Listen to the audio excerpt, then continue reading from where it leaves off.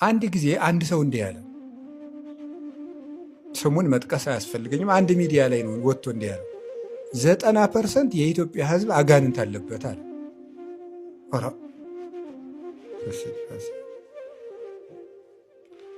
በጣም ነው የሚገርመው። 90% የኢትዮጵያ ሕዝብ አጋንንት አለበት ማለት ምን የሚያስረዳ ይመስላችኋል? አንደኛ ትዕቢት ነው። በጣም ከፍ ያለ ትዕቢት። አጋንንት እንዳለበት በምን አወቅ? በቅተህ ነው? እንዲሁ እኮ በጣም ነው የሚያስገርመው። ሁለተኛ ይህንን እግዚአብሔርን የሚያመልክ ህዝብ እግዚአብሔር ጨርሶት ለአጋንንት ሽጦታል ማለትስ ተገቢ ነው?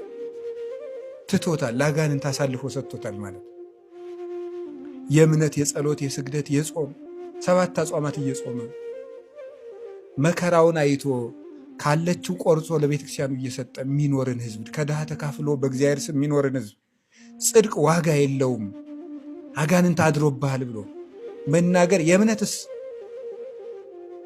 ሃይማኖትስ ጥይቅት ይእቲ ለዘይሴፈዋ ዕብራውያን ምዕራፍ 11 ላይ ቅዱስ ጳውሎስ ሲናገር እምነት ተስፋ የምናደርገውን ነገር የሚያስረግጥ ነው። ስለዚህ ተስፋቸውን የምእመናንን ማበላሸት፣ ትዕቢት፣ የእግዚአብሔርን መግቦት ሁሉ መቀማት። ግን 90% አሁን ሰዎች ልብ ብላችሁ ሰው በደንብ ተደርጎ እንዲደመጥ ስለምፈልግ ነው። ሰዎች ብዙ ጊዜ ስለ ሰይጣን የሚያወሩት ዓመት ሙሉ ለምንድን ነው ቢሉ ስለ ሰይጣን ካላወሩ እንጀራቸው ይዘጋል ነው ቋንቋው። እሱ ነው። ስለ ሰይጣን ሲያወሩ የድግምትንትን፣ የአይነ ጥላ፣ የመተት፣ የገርግር የምንማ ስሙን ራሱ ራሄሏ የእንትኒቱ ደግሞ እንዲሁም ራሱ የእንትን ሁሉ ጋኔን ወጥቷል። የእንትኒቱ አገርን የመጥራት ስለማልፈልግ የእንትኒቱ ማማ የምናምን ራሄሎ ምንትስከትከ ማንም ያስተምራችሁ ይሄን የአጋንንት ስም እነሱ ይሆናሉ እንጂ አጋንንት ማን ያስተምራል?